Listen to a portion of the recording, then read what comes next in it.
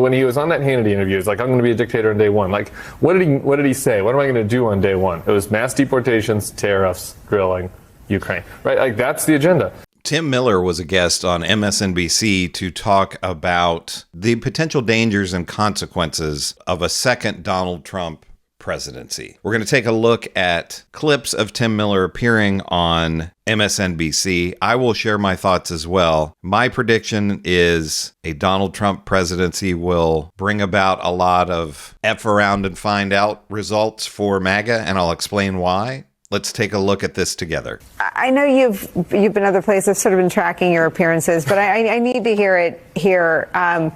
Your gut check on the gut check we got last night. I mean, my gut is terrible because I think that I don't know that the folks that voted for Donald Trump, that all of them at least realize what they've signed us up for. I was listening to, I thought Chris Hayes last night with you guys, one thing he said that I thought was very insightful is that I think the aperture is very wide on the potential outcomes, and God willing, we fall in on the kind of manageably bad side of the outcomes. But I think that there's a very wide potential for quite disastrous outcomes. I don't know that a lot of folks signed up for that. Well, say what that is, because I think part of it is that Trump became so crude. And I think it all goes back to grab women in the P word. I think because it's such an awful, vulgar word, no one heard it after the first time it was said. And so the crassness and the vulgarity of Trumpism was, for purposes of being able to communicate on a newscast like this, always hemmed in, always reined in. But when you say the aperture, so what does that mean? What is possible? Well, look, here's Donald Trump's stated campaign agenda, like not hysterics, not hyperbole. Like, this is what he says. He was on the campaign trail. 1,000, 2,000% tariffs. Mass deportations, drilling. So that one's, we can check that box. That's a normal Republican box. Essentially, they never actually pull off. Yeah. I mean, we didn't ever actually get to Infrastructure Week, but keep going. Ending the war in Ukraine by essentially conceding to Putin, and using the Justice Department to go after his foes. Like, that's it. Like, that's the tribunal for Liz Cheney. Yeah, sure. He would also say some of that stuff, and then he'd also say he'd say no tax on tips. Like, but every speech, when he was on that Hannity interview, he's like, I'm going to be a dictator on day one. Like, what did he say? What am I going to do on day one? It was mass deportations, tariffs, grilling, Ukraine. Right? Like, that's the agenda. I want to stop here for just a second. So when Tim Miller says there could be or there will be some things that maybe the people who voted for Donald Trump didn't sign up for, I think there's going to be a lot of this. Couple of examples that I just thought of today. I live in an area where the federal government is one of the top employers where I live. They've talked about cutting 30 to 50,000 jobs, federal jobs, maybe more. I'm sure all of the MAGA people think that their job is not going to be cut because, they voted for Trump and they're loyal to Trump and blah, blah, blah.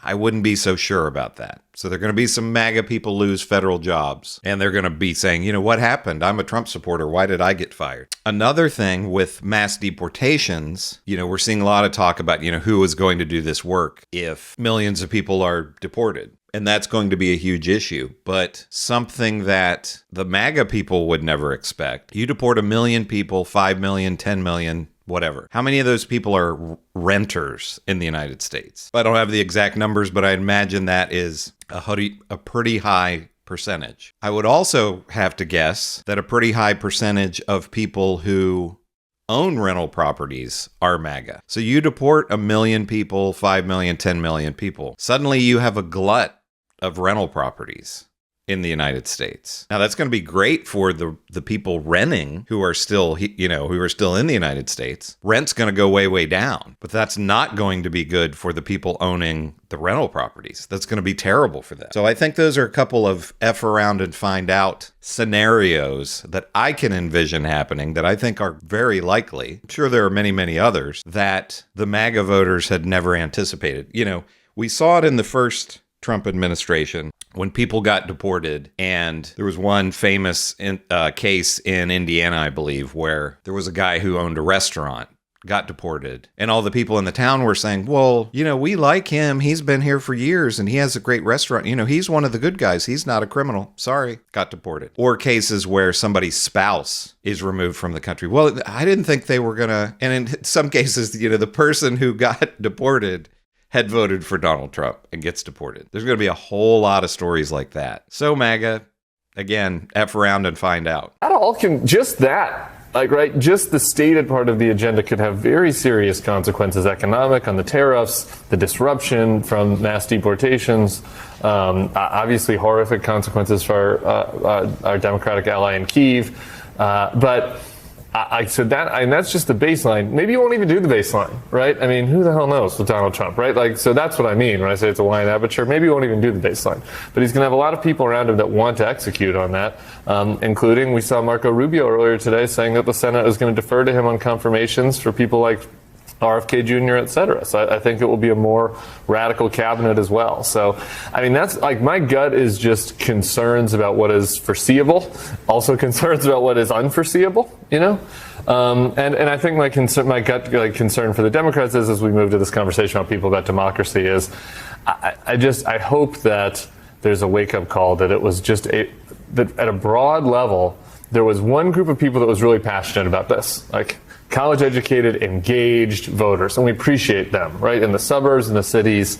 And there was an engaged group of center-left to center-right even voters who really cared about that nobody else did, And I think that the Democrats a lot of times were using a language that didn't appeal to everybody else, and that felt hollow to a lot of working people, a lot of people in basically every other every other demographic group.